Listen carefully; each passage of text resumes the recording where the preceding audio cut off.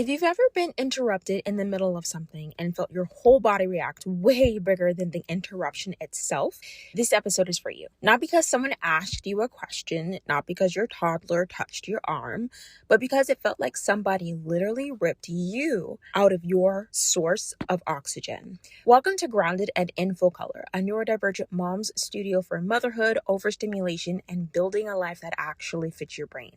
I'm your host, Princess Ebony, autistic and ADHD mom of 3, and your favorite neurodivergent big sister on the internet. Okay, so people think interruptions are annoying. For me, they're physical. It's like somebody reaches into my brain, pulls one thread, and suddenly every thought I had up until that moment lined up completely disappears. Then comes the heat, the tight shoulders, the buzzing, the frustration. And if I'm already tired, my brain time travels. Not metaphorically, instantly. I go from mommy to why did I choose this life? To I used to have the time. Everything stayed where I left it. To I ruined everything. All in about 3 seconds. The interruption didn't create those thoughts. It opened the door they'd been standing behind. One thing I've realized after recognizing my own autistic brain is flow has never been a luxury for me. Flow has been regulation. And that's a very different thing. For some people, organization is a hobby. For me, organization feels like breathing. I can lose hours folding laundry, color coding, meal planning, finding the fastest grocery route, building systems, rebuilding systems, optimizing routines, creating templates, designing my heart's content in Canva, designing planners, reorganizing a pantry no one else thought needed reorganizing, and people joke about it. But my nervous system thinks before it because order quiets the static. Then I became a mother, and motherhood is interruption. Beautiful interruption, meaningful interruption, necessary interruption, but interruption nonetheless. Every 7 minutes, someone needs something. Mommy! Mom! Mommy! Mom! Watch this, look at this. I made this for you. Help me. Open this, please. Mommy, where's my shoe? Can you help me switch my shoes? Do my shoes go this way? Oh, wait, Mommy! Every interruption asks my brain to do something it has never done naturally. Stop, switch, return. Stop, switch, return. Except many times I cannot return. The thread is gone. The flow evaporated. And now I'm grieving something that nobody else can even see. They're like ghosts. I'm the only one who can see it. The hardest part isn't losing the thought. It's what I say to myself afterward. See?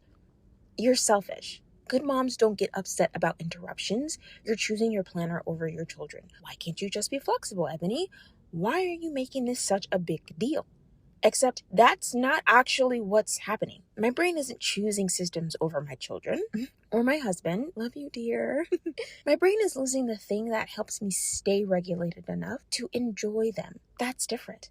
Motherhood didn't create my need or flow. It exposed how much I'd always depended on it. School gave me flow. Schedules, assignments, sports, college gave me flow. Work gave me flow. Every grocery shopping trip has given me flow. Then motherhood arrived, and suddenly the thing I'd unknowingly used my entire life to regulate myself became the hardest, most precious thing to protect. And do I sound like a bad mom when I don't even talk about my children that way?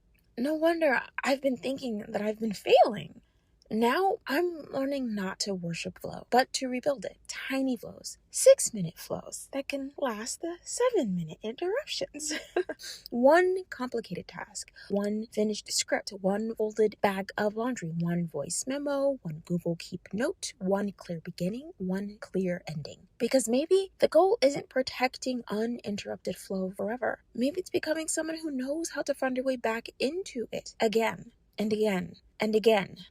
See, I don't think I ever loved organization because I wanted everything to be perfect. I think I loved it because it made my brain feel quiet. And once I understood that, I stopped seeing my love of systems as a personality quirk. Although I have been quite proud of that in middle school. I started seeing it as one of the ways I'd been caring for my nervous system long before I had any language as to why.